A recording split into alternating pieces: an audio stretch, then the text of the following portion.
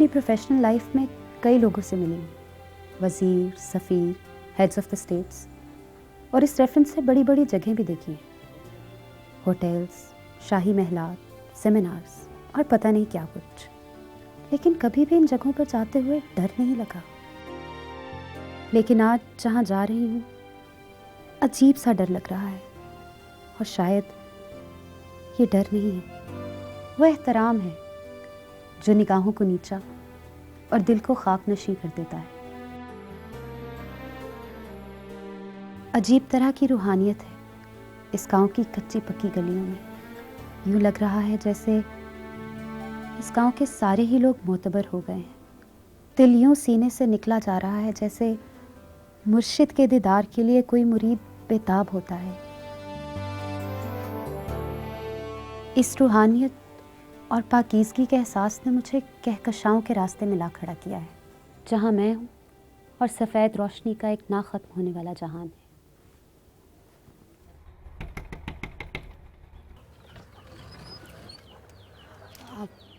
अस्सलाम वालेकुम बाबा। वालेकुम अस्सलाम। बाबा, मेरा नाम सारा है, मैं टीवी चैनल की तरफ से आई हूँ। अब मुझे आपसे नईम के बारे में कुछ बातचीत करनी थी। आ जाओ बेटा। बाबा, मेरे साथ कुछ लोग और भी हैं, मैं आ जाओ, लांगा। और नईम की माँ, बाहर आ भाई, मेहमान आए हैं।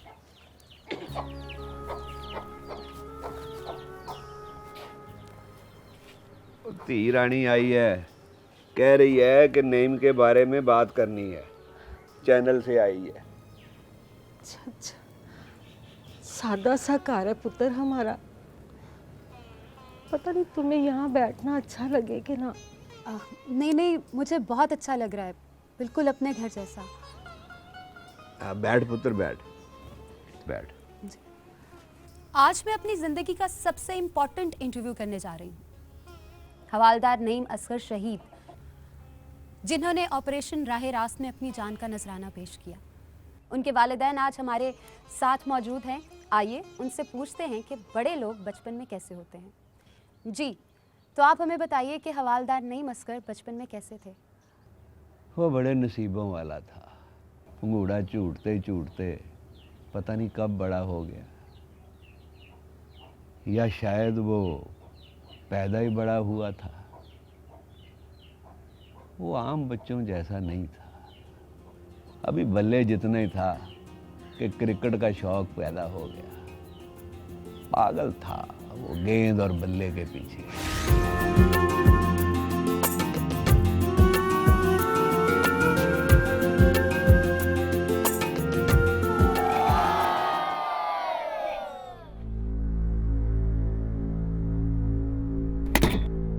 हो जाएगा यार, क्या कर रहा है?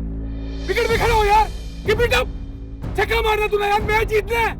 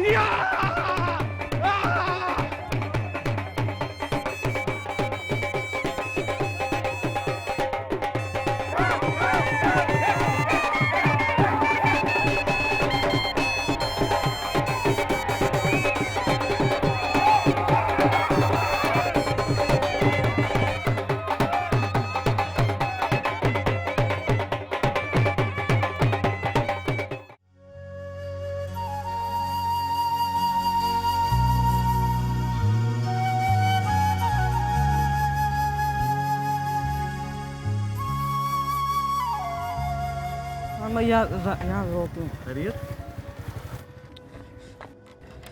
इरफान भाई आप जाएं, मैं घर खुद चला जाऊंगा। क्यों भाई, क्या हो गया? क्या अब्बा को ट्रॉफी नहीं दिखाएगा? अब्बा को भी तो पता चले। बेटा मैदान मार के आया है। अगर तुझे शर्म आती है मैं जाकर बता देता हूँ। अरे नहीं इरफान भाई, ऐसी कोई बात नहीं है। ऐसी ही बात है भाई, तेरे अब्बा कोई जलाद नहीं, तू उनसे इतना डरता क्यों है? मैं अब्बा से नहीं डरता, असल में मैं उनके सामने बहुत छोटा पड़ जाता हूँ।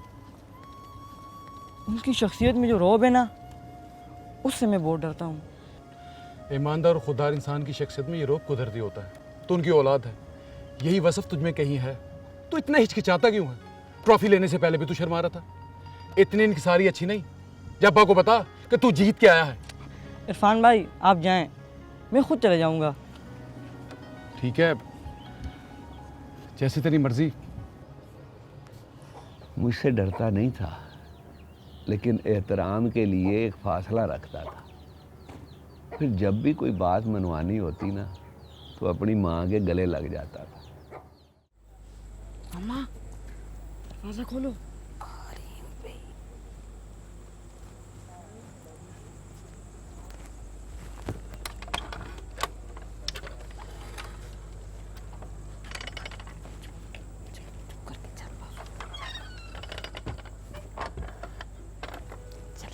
चल के बैठ, आ गया है रात को ना। ये कोई तेरा टाइम है घर आने का? है रात को इतनी देर तक तू बाहर रहता है। अम्मा अब्बा सो गए? अभी सोए हैं। शुक्र है। अम्मा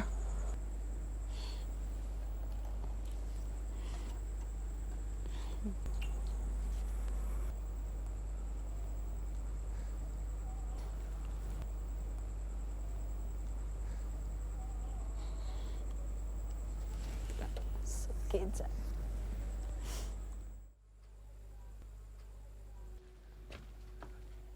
ओए, ये तेरा टाइम है घर आने का?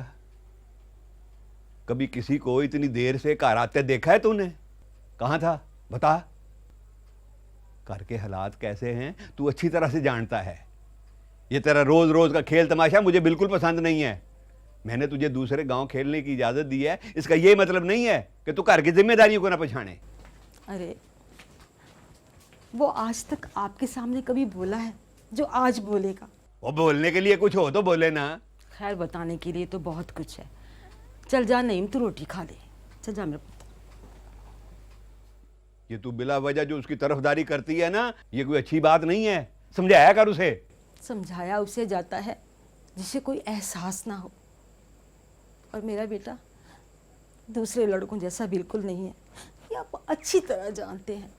उसे एहसास है दूसरों से ज़्यादा।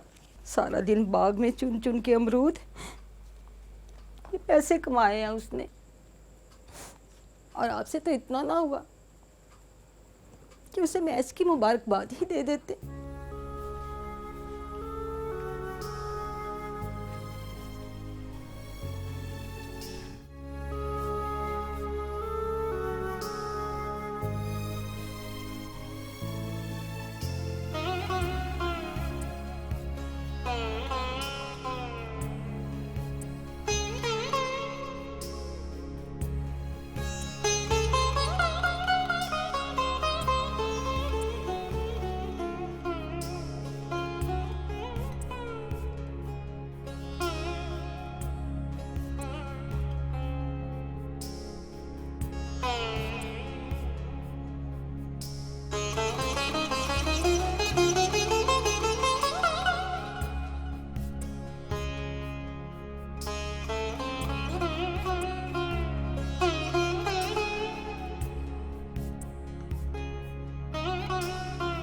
इस वक्त हमारे पास नईम शहीद की वालिदा भी मौजूद हैं।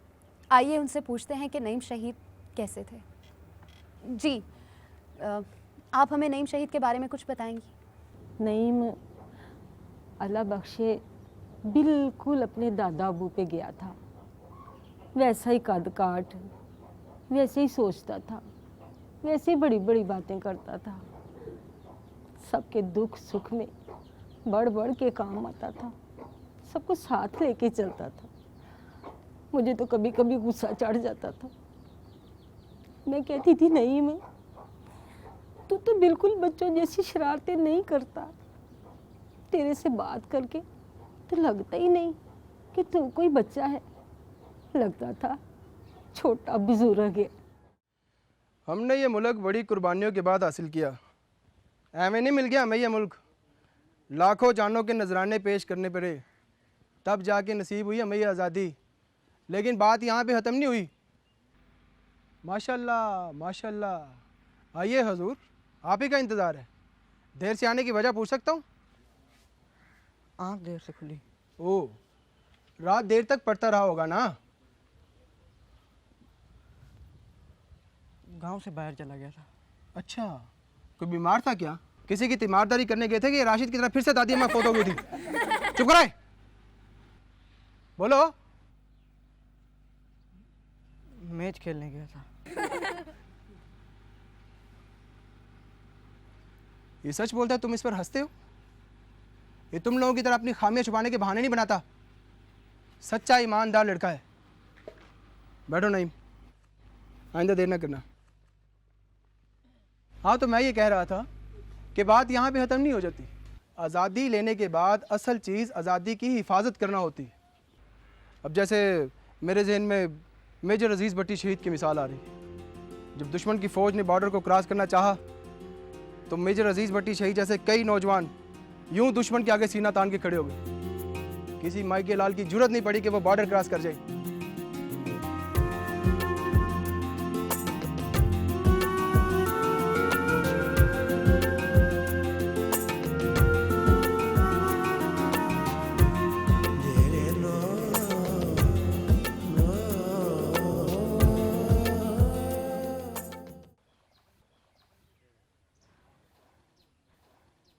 इरफान भाई, इरफान भाई, इरफान भाई रुकें। इरफान भाई, इरफान भाई, इरफान भाई, ये माजिद है और ये अली, और दोनों बहुत अच्छे खिलाड़ी हैं। और इरफान भाई, माजिद क्या बॉलिंग कराता है। भाई माजिद, इरफान भाई को बॉलिंग करा के दिखाना। नहीं, मुझे ये मत समझा कि ये कैसा बोलर है। तुम्हें कल भी इनके साथ मिलकर पिच खराब की थी। तुम्हें कितनी दफ़ा समझाया मैंने कि हर एरा को विकेट पर मत लाया कर, मगर तू समझता नहीं। चलो भागो यहाँ से। अगर आज के बाद तुम विकेट पे आए तो टांगे तोड़ दूंगा तुम्हारी। चलो।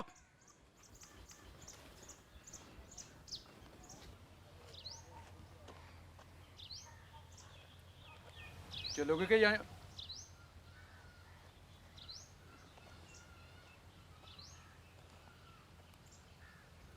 ये क्या, तू रो रहा है? इतना बड़ा होकर रो रहा है? अच्छा, लोगों के सामने डांट दिया, उसका बुरा मनाया। और तू तो मेरा शेर है, मैं तेरा बड़ा भाई हूँ। अच्छा, तू मुझे डांट ले। इरफान भाई, आप मेरे उस्ताद हैं, आप ये कैसी बातें कर रहे हैं? नहीं, अगर मेरी कोई बात अच्छी ना लगे तो मुझसे कहा कर, बताया कर, गिला किया कर, झगड़ा कर। तू इतना जब्त क्यों करता है? किस तरह सर्वाइव करेगा इस माशरे में यार? किस तरह सर्वाइव करेगा? अच्छा चल, इस तरह सुन, अपने बॉलर माजिद को बुला, कराए मुझे बॉलिंग, देखता हूँ मैं कैसा बॉलर। ला जा, मैं खेलता हूँ, जा।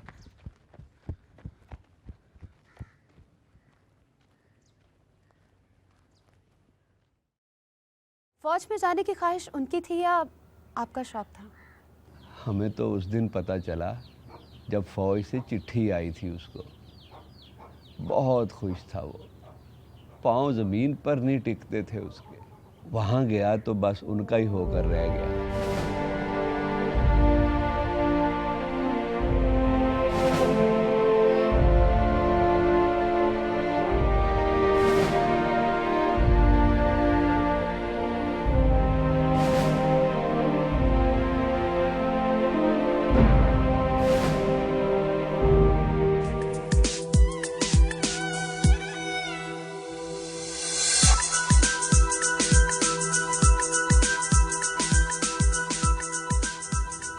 मैं पूछता था ट्रेनिंग ज़्यादा मुश्किल तो नहीं, तो कहता वो थक जाते हैं अब्बा, मैं नहीं थकता।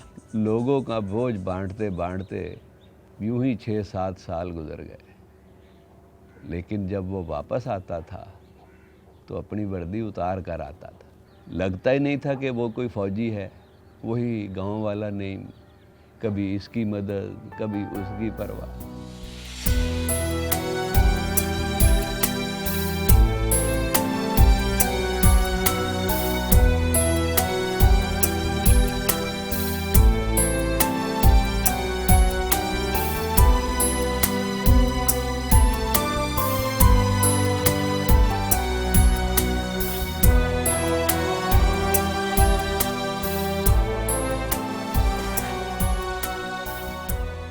मासी पट्ठे मैं शाम को आके काट दूंगा। ठीक है पुत्र। खालू का क्या हाल है? क्या बताऊं पुत्र, उनकी तबीयत ठीक नहीं, हर अगला दिन पिछले दिन से खराब ही होता है।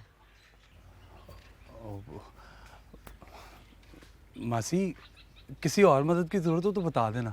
पुत्र मुझे तो शर्म आती है तुझे सारे काम कहते हुए। ना तुम्हारा खालू इतना जिद्दी होता, ना तुम्हारे अब्बा से झगड़ा करता, और ना हमें ये दिन देखना पड़ता तुम्हारे और तुम्हारे घर वालों के साथ। तुम्हारे खालू का रवैया ठीक नहीं रहा, और फिर भी तो। मासी वो मेरे बड़े हैं, बीमार भी हैं। अब्बे की उनकी जो भी लड़ाई है उसमें मेरा बोलना नहीं बनता। अगर कोई और काम हो तो मुझे बता देना। मां सदके जुदा रह पुत्र वे। चंगा चंगा रब रहे।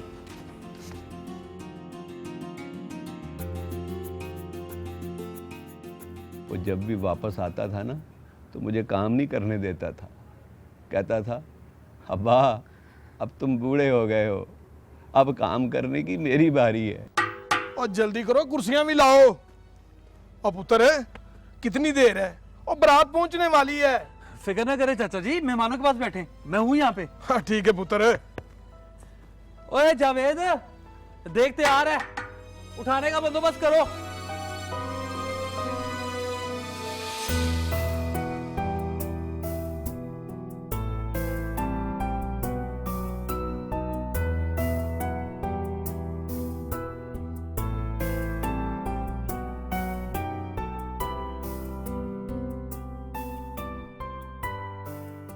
एक दफ़ा नईम छुट्टी पे आया तो मैंने इनसे कहा कि नईम की शादी कर दे। अब मेरी बूढ़ी हड्डियों में तो इतनी जान नहीं है। नईम की शादी कर दी फिर इन्होंने अपनी बहन की बेटी से।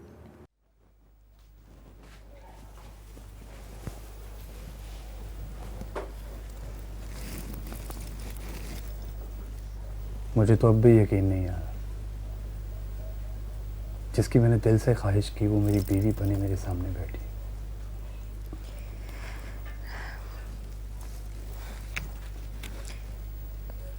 खुदा आपकी हर ख्वाहिश ऐसे ही पूरी करे। जानती हो तुम, जब मैंने फौज में नौकरी करने का फैसला किया था तो उस वक्त मेरी जिंदगी का सबसे बड़ा मकसद था तुम्हें पाना। और अब तुम एक फौजी की बीवी हो। फौजी की जिंदगी बड़ी अजीब होती है, बहुत सारी ख्वाहिशात होती है। फौजी तमन्नाएं तो करता है, लेकिन अपनी मकसद की खातिर उन तमन्नाओं को कुर्बान कर देना उसका अव्वलीन मकसद बन जाता है। इसीलिए आप मुझे ड्यूटी के लिए 1 हफ्ते के बाद ही छोड़ के जा रहे हैं। देखो कनीज, हम एक नई जिंदगी का आगाज कर रहे हैं। मैं नहीं चाहता कि हमारी नई जिंदगी का आगाज झूठ पे हो। मैं तुमसे कुछ नहीं छुपाना चाहता। मैं तुमसे बहुत मोहब्बत करता हूं, बहुत चाहता हूं। लेकिन कनीस, जब मेरे वतन को मेरी कुर्बानी की जरूरत पड़ेगी तो तुम्हें मेरे साथ बहुत सारी कुर्बानियां देनी पड़ेंगी।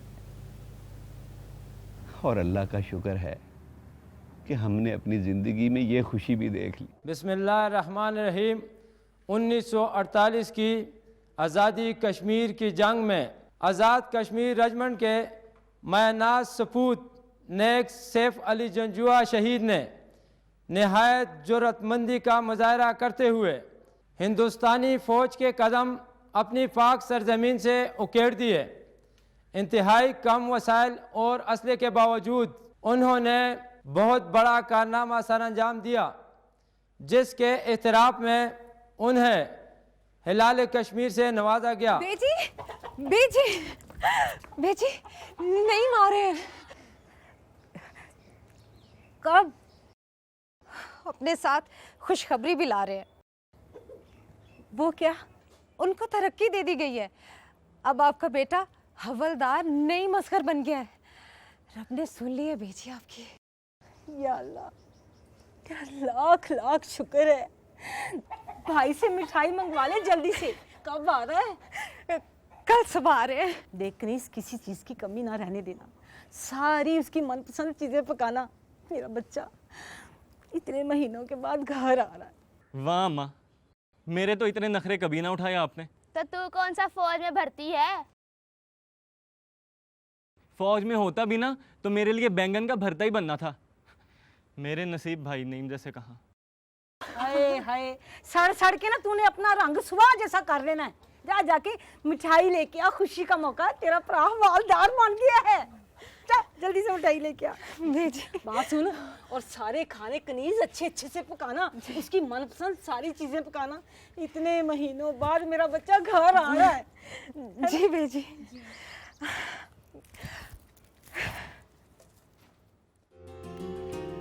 अस्सलाम वालेकुम। मेरे यार हवादार साहब, बहुत बहुत मुबारक हो। खैर मुबारक इरफान भाई। अस्सलाम वालेकुम जी। अस्सलाम वालेकुम चाचा जी। तेरे तो ढंग ही बदल गए फौज में जाकर। आज मैं तेरी आंखों में जो चमक देख रहा हूँ, जो एतमाद देख रहा हूँ, कोई कह सकता है कि बचपन का वो शर्मीला मुंडा जो ट्रॉफी लेते हुए भी झिझकता था, फौज ने उसे क्या से क्या बना दिया। अब बैठ।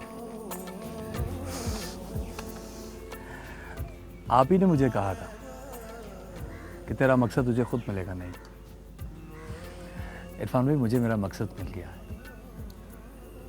शायद उस वक्त मुझे पता नहीं था कि मैं कौन हूँ, मेरा मकसद क्या है, लेकिन आज मैं फ़ख्र से कह सकता हूँ कि मैं पाकिस्तानी सिपाही हूँ। तेरा ये रोग तेरे मकसद ने दिया है तुझे। पा नईम, ये मुल्क किस तरफ जा रहा है? 4 बंदे अच्छा काम करते हैं तो 100 बंदे मुल्क को डुबोने में लगे हुए हैं। क्या फ़ायदा? ये क्या बात कर रहे हो तुम? अगर तुम्हारा एक भाई अपनी माँ के साथ रवैया ख़राब कर ले तो क्या तुम भी ऐसे ही करोगे? अगर कोई उसका बाजू काटे तो तुम टांग काटोगे ये सोच के कि वो जिम्मेदारी पूरी नहीं कर रही। ये बड़ा अच्छा बहाना है अपनी जिम्मेदारियों से भागने का। बिल्कुल सही कहा तुमने नईम। तुमसे ज़्यादा गिला नईम को था कि इस मुल्क में इंसान को वो कदर नहीं मिलती जो उसकी सलाहियतों के हिसाब से उसे मिलनी चाहिए। आज ये हमारी सरहदों पर खड़ा हम सब की हिफाजत कर रहा है। जो गिला इसे दूसरों से रहा वो इसकी ईमानदारी की आड़े नहीं आया। मगर फिर भी तुम्हें इस मेहनत के सिले में क्या मिलेगा? महदूद सी आमदनी।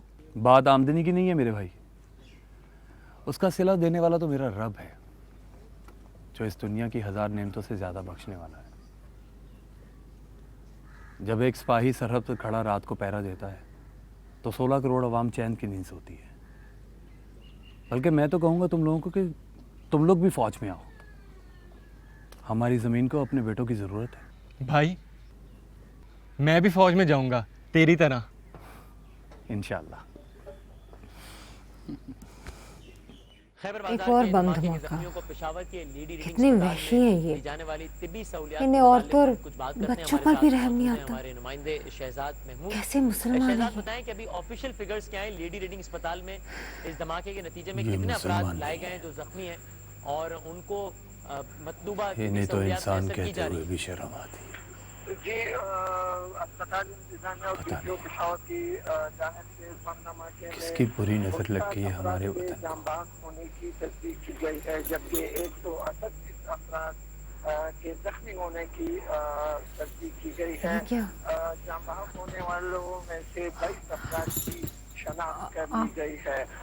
बम धमाके में जो अफराद जख्मी हुए थे अस्पताल इंतजामिया की तरफ से उन्हें आप तो मुझे हौसला देते हैं।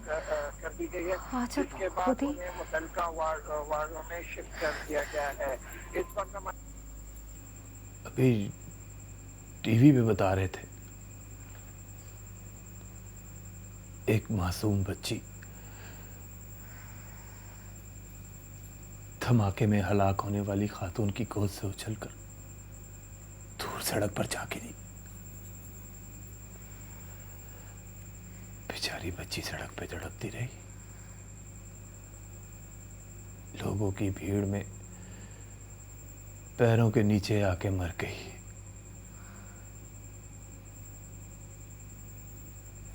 मुझसे किसी बच्चे की लाश नहीं देखी जाती। यहाँ आके मेरा हौसला टूट जाता है। मुझे पता है आपको बच्चों से कितना प्यार है। काश भी आपको औलाद दे पाती।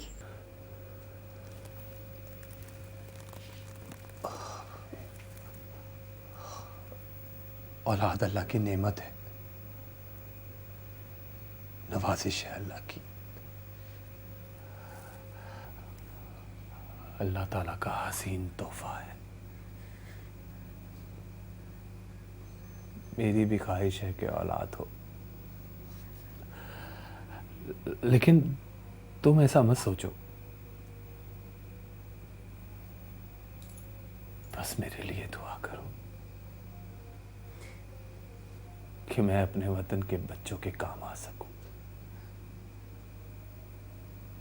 शायद इनको मेरी ज्यादा जरूरत है। इन जालिमों ने जो अपने वहशत के पर फैला रखे हैं इन बच्चों पर, मैं वो पर काट सकूं। आमीन।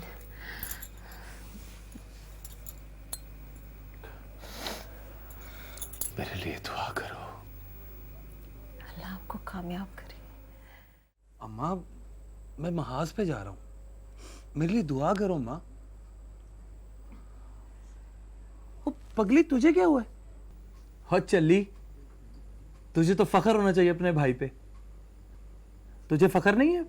हाँ पुत्र, तू ठीक कहता है। तू हिम्मत नहीं हारना। जब तेरे यूनिट की बारी आए ना तो फ्रंट लाइन पे जाके लड़ना। हमारी दुआएं तेरे साथ हैं। मेरा दिल घबरा रहा है। तुम्हें क्या हो गया कनीस? अभी तो आजमाइश का वक्त आया। तुम एक फौजी की बीवी हो। हिम्मत पैदा करो अपने अंदर, हौसला करो। तुम क्या चाहती हो? क़यामत के दिन अल्लाह के सामने शर्मिंदा हो जाओ? अपनी कौम के सामने शर्मिंदा हो जाओ? हिम्मत करो, मेरे लिए दुआ करो। जा पुत्र जा, अल्लाह तेरी हिफाजत करेगा। अब्बा जी, अम्मा के पास कुछ पैसे पड़े हुए हैं, उन पैसों से अपनी दुकान की मरम्मत करवा लीजिए।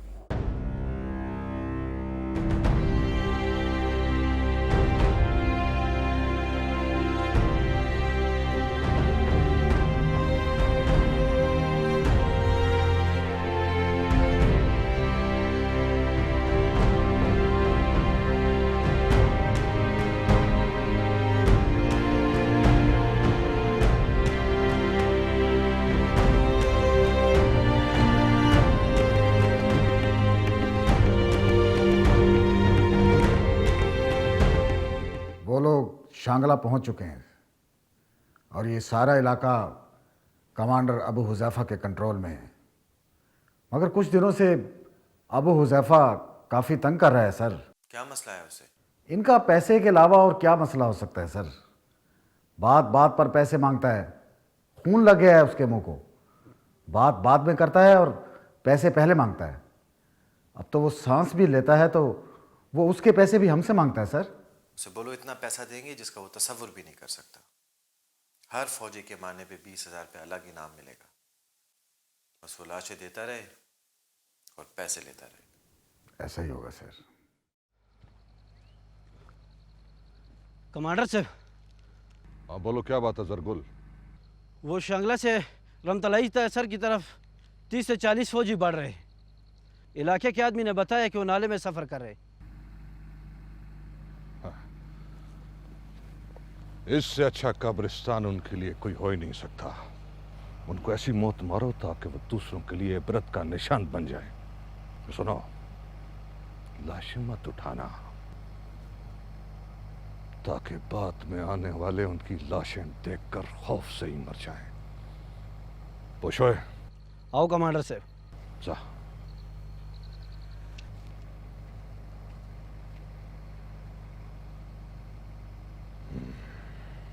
बिस्मिल्लाहिर्रहमानिर्रहीम। नंबर 10 प्लटून डेल्टा कंपनी स्वात और इसके मुहल्ला इलाके कालाम, ख्वाजा खेला, बीनी बाबा ज़ियारत और बाग फेरी में जारी ऑपरेशन में अगर हम रहे तो हमारी पहली मंजिल रमतलाई सर है। ये वो लड़ाई है जिसमें अबू हुज़ैफ़ा और इसी तरह के कुछ और लोग कदम कदम पर हमें निशाना बनाने के लिए तैयार बैठे हैं। मूव के दौरान किसी भी सिमत से किसी भी तरह का फायर आ सकता है। नंबर 2 सेक्शन लीड करेगा। रेडी? Yes sir. जगह जगह पर आईडीज लगी हैं और स्नाइपर्स बैठे हैं। घबराना नहीं, अल्लाह हमारे लिए बेहतर करेगा। अल्लाह हम सब का हामी और नासिर हो। आमीन।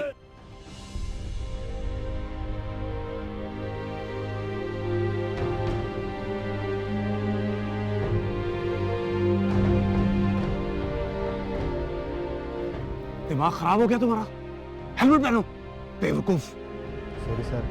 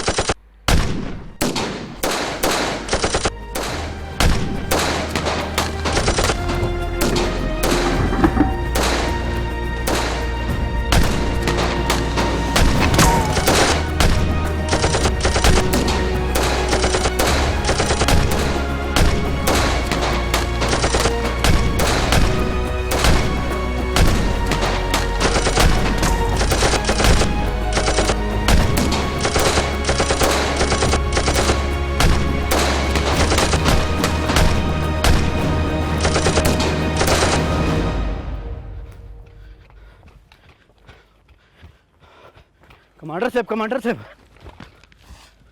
से चल रहे। पाकिस्तानी फौजी शांगला से निकल गया है और हमारा काफी नुकसान भी हुआ है और काफी बंदा मारा गया हमारा।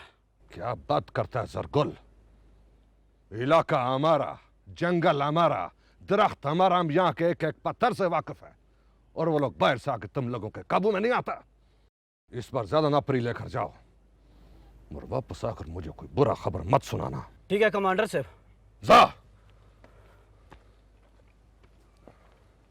ओलखा, सीधा खड़ा जाओ, सीधा।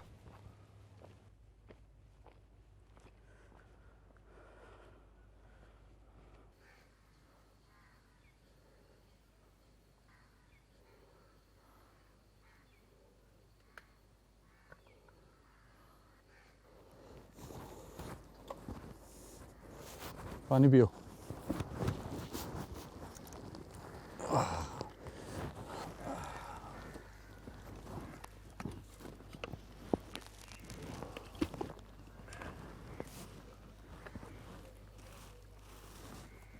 Thank you sir. पानी पिलाने पे शुक्रिया अदा कर रहे हो? क्या हो गया तुम्हें? ये देखिए सर, आपने हेलमेट पे मुझे जब डांटा था मुझे कितना बुरा लगा था। अगर आप उन्हें शेयर ना करते तो शायद ये गोली मेरे सर से पार चली जाती। जैसे अल्लाह रखे उसे कौन चके। उठो उठो, शाबाश, बड़ा लंबा सफर है, उठो जल्दी। शाबाश शाबाश शाबाश।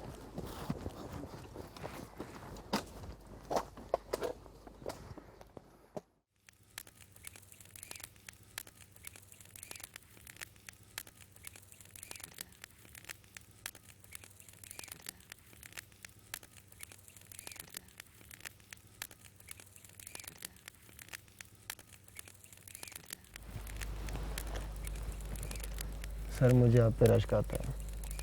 आपके चेहरे से ऐसा लगता है जैसे आपने आज सफ़र शुरू किया। मैंने इतना स्टेमिना किसी में नहीं देखा। यार तुम उकता बहुत जल्दी जाते हो, वरना यकीन करो हर लिहाज से मुझसे बेहतर हो। रहने दीजिए सर, आप में हौसला बढ़ाने का भी कुछ ज़्यादा स्टेमिना है। मैं झूठ नहीं बोलता, ये तुम अच्छी तरह जानते हो। सर एक बात बोलो, आज मुझे घर बहुत याद आ रहा है।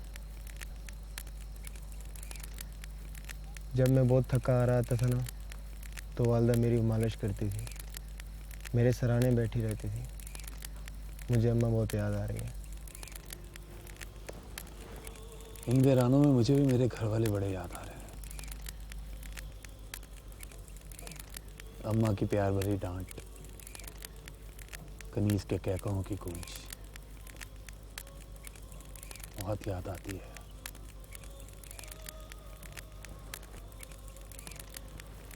लेकिन हमारी याद से ज़्यादा अहम हमारा मकसद है। हम जिंदा ना भी रहे तो अपने घर वालों के पास याद बन के रहेंगे, और ऐसी याद जिन पर उन्हें फ़ख्र होगा, और वो हंसते हंसते हमारी जुदाई सह लेंगे। आराम कर लो।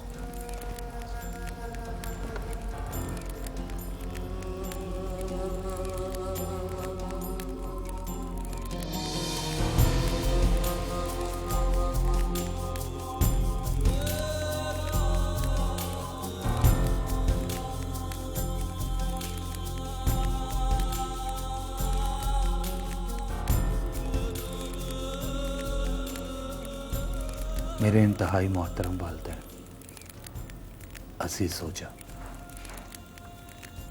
जिन हालात में मेरे शब रोज़ बसर हो रहे हैं, किसी भी वक्त मेरी कुर्बानी खुदाए बरतर को कबूल हो सकती है। मेरी शहादत की खबर पे रोना नहीं, क्योंकि फ़ख्र रन से कहीं मोतबर एहसास है,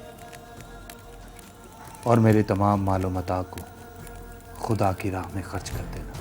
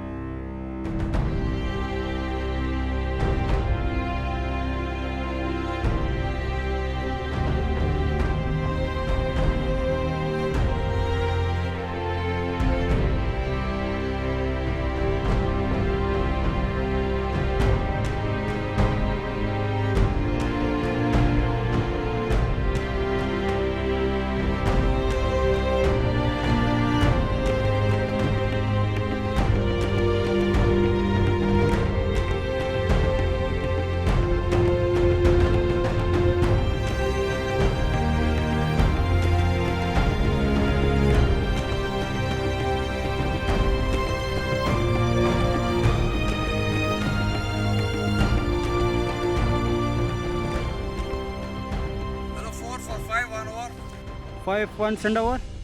4451 move to point 2207 or 51 move to point 2207 out. इस पहाड़ी की चोटी पर उनका मोर्चा है, हमें बाकी प्लाटून के लिए रास्ता साफ करना है। घबराना मत, इंशाल्लाह फतह हमारी कदम चूमेगी। इंशाल्लाह। मूव।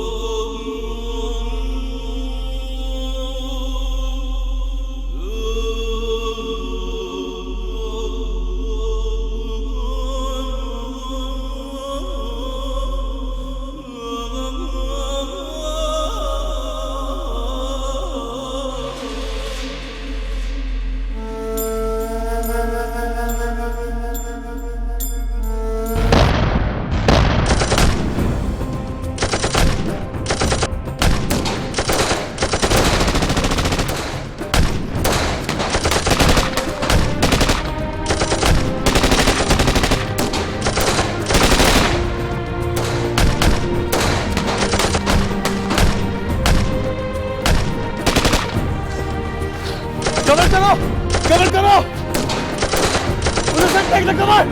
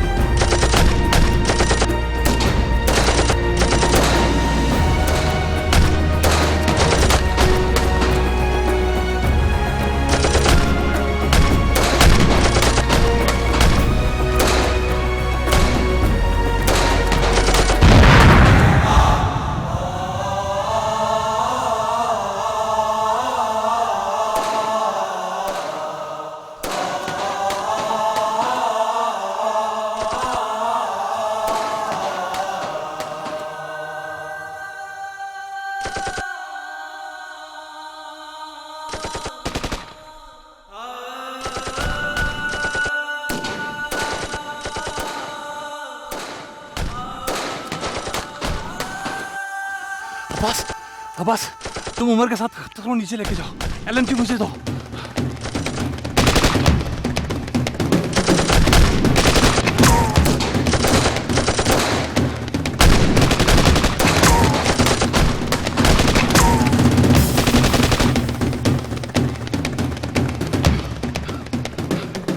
हमें दो ग्रुपों में तकसीम होकर शरपसंदों पर हमला करना पड़ेगा।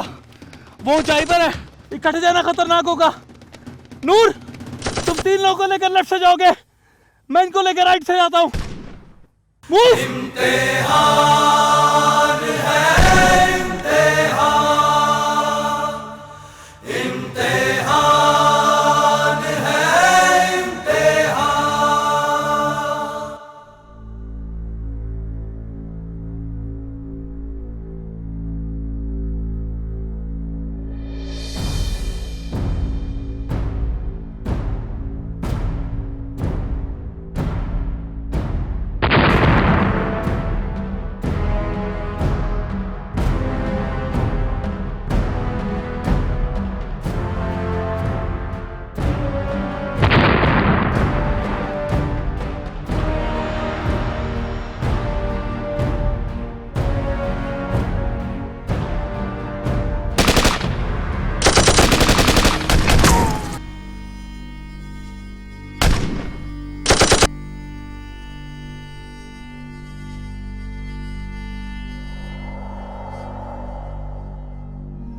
अजित, अजित, अजित, तुम इसको लेकर नीचे जाओ, मैं एलएमजी लेके ऊपर जाता हूँ।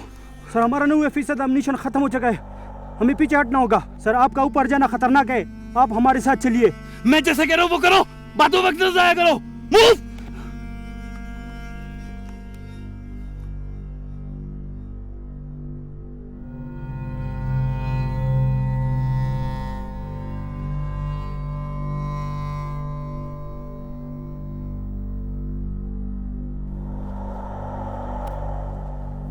जरगुल वो आगे ही बढ़ते चले आ रहे हैं, ये बात परेशानी की तो है।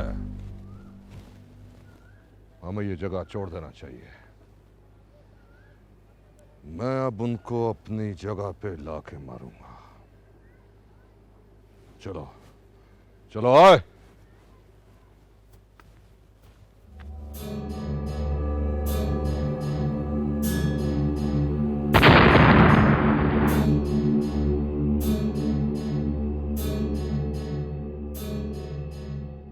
नईम उस रोज मेरे ख्वाब में आया, बिल्कुल दूल्हा बना हुआ था, बड़ा रूप चढ़ा हुआ था उसे, चिट्टा कॉटन का सूट पहना हुआ था, गले में हार भी पहने हुए, बड़ा सोहना लग रहा था मेरा पुत्र।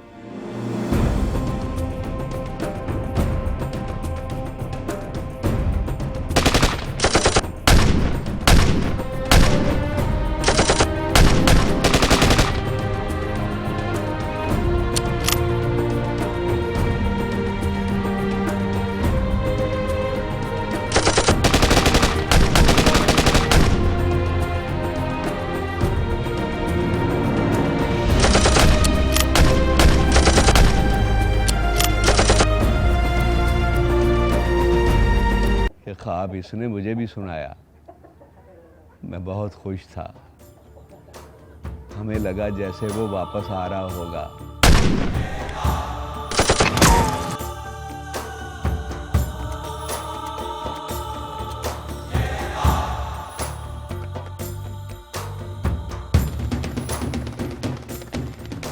अगर मैं इसी तरह छुपा रहा तो कभी उनको नुकसान नहीं पहुंचा पाऊंगा।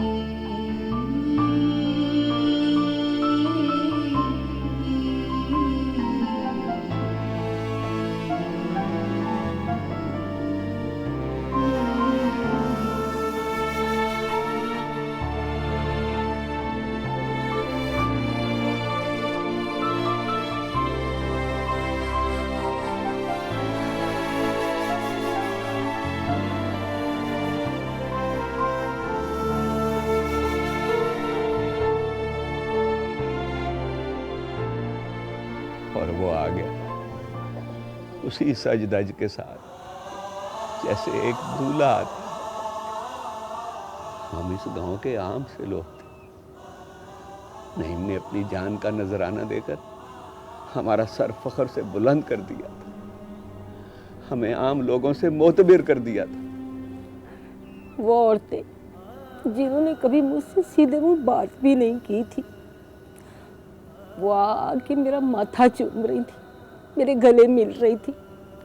सबको नईम पे बड़ा फख्र था, हसरत सी सबको कि काश नईम हमारा बेटा होता। नईम ने तो अपना फर्ज पूरा कर दिया। अब जो उससे छोटा है वो भी कहता है कि मैंने भी फौज में जाना है।